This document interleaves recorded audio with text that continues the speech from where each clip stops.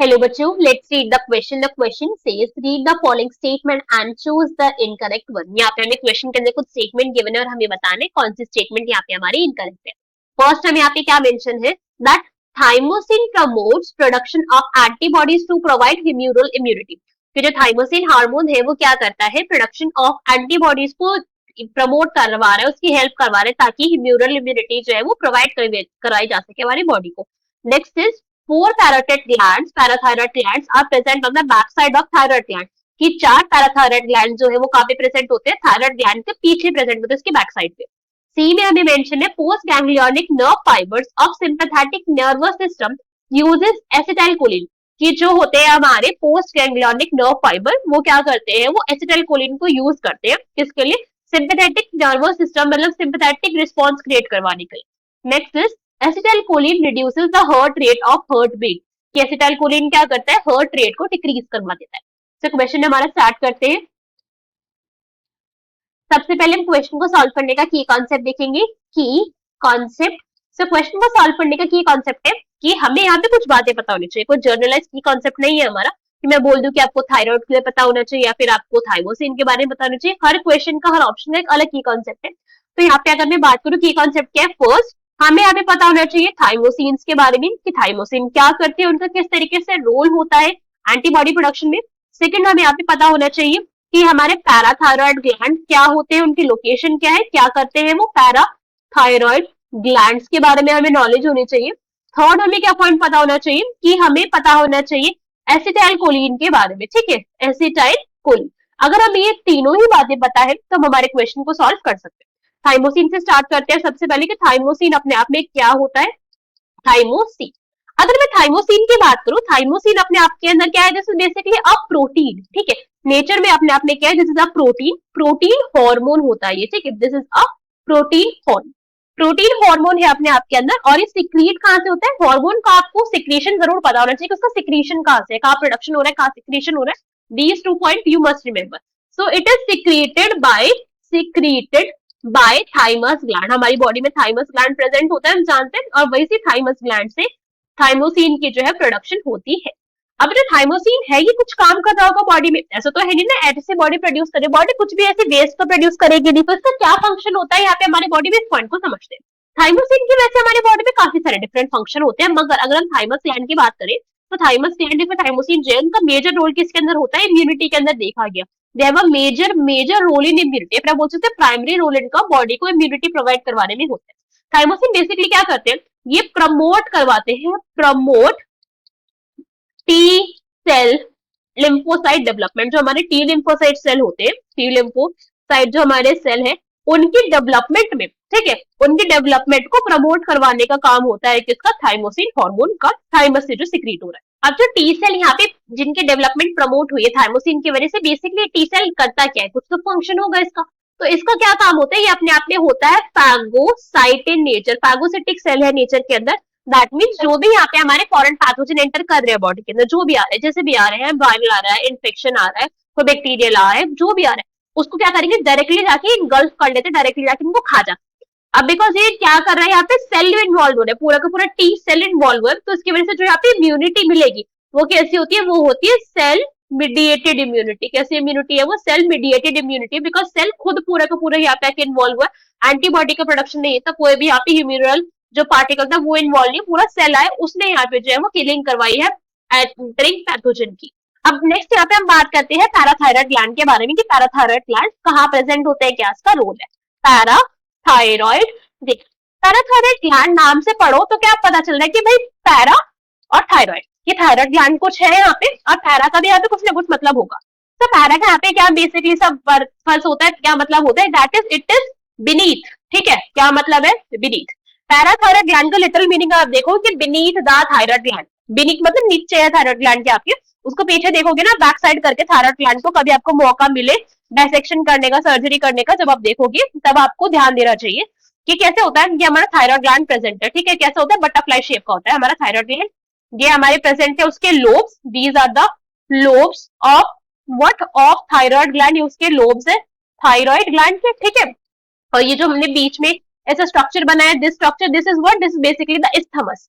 ये क्या होगा, ये इस्थमस होगा यहाँ पे.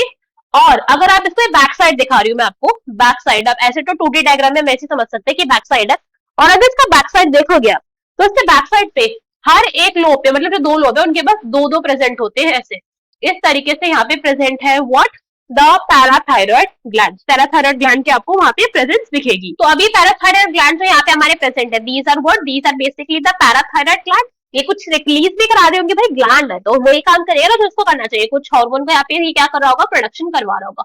कौन कौन से ये हार्मोन बनवाता है अगर मैं यहाँ पे बोलूँ, तो ये बनाता है इन बेसिकली हम क्या देते हैं, दे प्रोड्यूस पैराथॉर्मोन। क्या बोलते हैं, हम बोलते हैं ये बनवा रहा है पैरा, क्या बनवा रहा है, this is basically doing the production of, और you can say the secretion of parathormone. Parathormone मतलब पैराथायरॉयड ग्लैंड से रिलीज होने वाला हार्मोन, सिंपल सा नाम इसको इसको ऐसे दिया गया था। इसका फंक्शन क्या होता है पैराथॉर्मोन का, इसका फंक्शन होता है हमारी बॉडी के अंदर टू रेगुलेट कैल्शियम लेवल। हमारी बॉडी के अंदर कैल्शियम लेवल को मेंटेन करने का जो मेन काम होता है वो होता है पैराथायरॉयड हार्मोन का, पैराथॉर्मोन का, ठीक है, जो पैराथॉर्मोन है यहाँ पे हमारे present, regulate calcium level in body के, हमारी बोन्स के अंदर से कितना कैल्शियम का ऑब्जॉर्प्शन करवाना है, ब्लड कितने कितना कैल्शियम का ऑब्जॉर्ब करवाना है, और कितना उसको यहाँ पे क्या करना है, उसको क्लीवेज करवानी है, उसको यहाँ से रिलीज करवाना है, इस पॉइंट को मेंटेन करना रहता है कि ब्लड के अंदर कब हमारा लेवल कम हो गया तो हमारी बोन्स में से क्या करें, उसका वहां से स्लॉज ऑफ करवाए और ब्लड के अंदर ऑब्जॉर्ब करवा दे, ब्लड में ज्यादा हो गया तो फिर उसको क्या करता है, ऑब्जॉर्प्शन करवा देता है बोन्स के थ्रू। इस पॉइंट को मेंटेन करवाने का काम होता है पैराथायरॉयड ग्लैंड का। नेक्स्ट देखते हैं, नेक्स्ट हमें किसके बारे में पूछा गया था, एसिटाइलकोलिन के बारे में। अब एसिटाइलकोलिन के बारे में यहाँ पे बात करते हैं कि एसिटाइलकोलिन बेसिकली क्या है और किस टाइप का इसका रिस्पॉन्स है वो क्रिएट होता है बॉडी में। तो एसिटाइलकोलिन की अगर मैं बात करूं, एसिटाइलकोलिन अपने आप में क्या है, this is basically a neurotransmitter. क्या है ये, एक न्यूरो ट्रांसमीटर है, ठीक है। न्यूरो ट्रांसमीटर क्या करेगा, न्यूरो ट्रांसमीटर का सिंपल सा काम है कि यहाँ पे क्या करता है, जो नर्व इम्पल्स होता है उसको ट्रांसमिट करवाता है। So nerve impulse transmission, neuro transmitter, word से भी पता चल रहा है कि जो यहाँ पे न्यूरो है, कुछ नर्व से रिलेटेड नर्व इम्पल्स है, उसका ट्रांसमिशन करवाना है इसका काम, ट्रांसमिशन। तो अब यहाँ पे कैसे इसका रिलीज होता है, क्या इसका इम्पैक्ट होता है, कैसा ये फंक्शन करवाता है, इस पॉइंट को देखते हैं।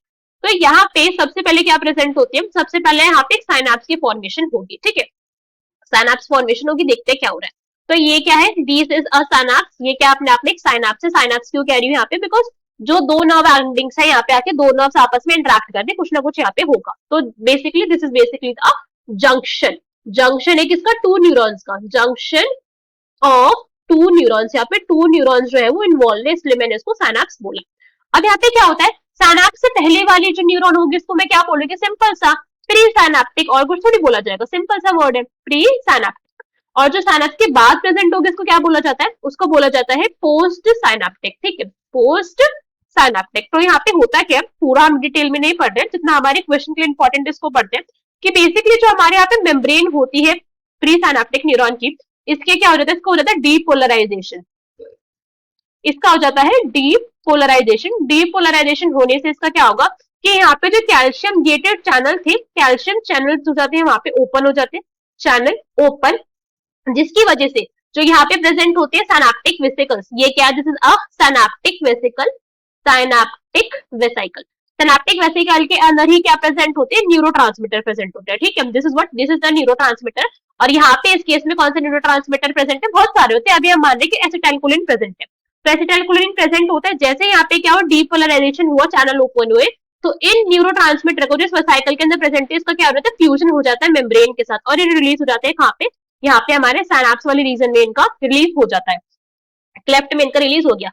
अब एक लेफ्ट में जो रिलीज हो गया है वो पोस्ट सिनैप्टिक न्यूरॉन उस न्यूरोट्रांसमीटर के थ्रू जो यहाँ पे इंपल्स आएगा उसको कैरी करवा के बॉडी में कुछ ना कुछ चेंजेस लाएगी, कुछ ना कुछ यहाँ पे रिस्पॉन्स क्रिएट करवाया जाएगा। एसिटाइलकोलिन का यहाँ पे क्या हो जाएगा, रिलीज हो जाएगा, तो कुछ ना कुछ बॉडी में रिस्पॉन्स क्रिएट होगा, बिकॉज वो काम क्या है इसका, नर्व इंपल्स का ट्रांसमिशन काम है ना, तो ट्रांसमिट करवा के कुछ ना कुछ बॉडी के अंदर रिलीज आना, चेंजेस आना बहुत कॉमन पॉइंट है। तो यहाँ पे जो चेंजेस लाता है एसिटाइलकोलिन वो दोनों तरीके से लाता है। दोनों तरीके का मतलब कि यहाँ पे रिस्पॉन्स जो आएगा वो पैरासिम्पैथेटिक रिस्पॉन्स भी आ सकता है, पैरासिम्पैथेटिक रिस्पॉन्स, और जो दूसरा रिस्पॉन्स टाइप आ सकता है वो सिंपैथेटिक रिस्पॉन्स भी आ सकता है, ठीक है। दोनों ही टाइप के रिस्पॉन्स यहाँ पे देखे गए, पैरासिम्पैथेटिक भी और सिंपैथेटिक भी। पैरासिम्पैथेटिक मतलब अब जो यहाँ पे रिस्पॉन्स आएगा सारा का सारा एक्साइटेटरी रिस्पॉन्स आएगा, एक्साइटेटरी मतलब जो भी फंक्शन अभी करवाएगा इंक्रीज वाला करवाएगा, heart rate increase, blood pressure increase, vasoconstriction, ऐसे रिस्पॉन्स क्रिएट करवाए जाएंगे। और अगर सिंपैथेटिक रिस्पॉन्स बोला जा रहा है तो सारे के सारे फंक्शन कैसे होंगे, इनहिबिटरी होंगे, कि हार्ट बीट को लो करवा दिया, या फिर क्या करा, हमारे ब्लड प्रेशर का लेवल डिक्रीज करवा दिया, ब्रीथिंग का जो रेट है थोड़ा स्लो डाउन करवा दिया। इस टाइप के यहाँ पे रिस्पॉन्स जो है वो क्रिएट करवा जाता है सिंपैथेटिक या फिर हम बोल सकते हैं इनहिबिटरी रिस्पॉन्स के अंदर। ठीक है, तो ये हमको थोड़ा सा आइडिया यहाँ पे मिल चुका है। सो अब हमारे क्वेश्चन के ऑप्शन रीड करेंगे, चेक करेंगे कौन सा यहाँ पे हमारा करेक्ट आंसर होगा। फर्स्ट में हमें क्या गिवन था, thymosin promotes production of antibodies to provide humoral immunity. तो ये तो रॉन्ग हो गया, बिकॉज ये ह्यूमरल इम्यूनिटी तो प्रोवाइड करवाई नहीं रहा था ना, सेल मेडिएटेड इम्यूनिटी यहाँ पे प्रोवाइड करवाई जा रही थी। कैसे प्रोवाइड करवाई जा रही थी, बिकॉज यहाँ पे टी सेल की जो डेवलपमेंट थी, टी सेल अपने आप में क्या एक फेगोसिटिक सेल था, उसकी डेवलपमेंट को प्रमोट करवा रहा था। ह्यूमरल इम्यूनिटी की बात अगर हम करें तो उसमें तो बी सेल इन्वॉल्व होगी, और बी सेल की जो डेवलपमेंट है उसमें थाइमोसिन का ज्यादा रोल नहीं होता है। Next is 4 parathyroid glands are present on the back side of thyroid gland. तो ये तो ठीक था, देखा था हमने, बैक साइड पे प्रेजेंट है।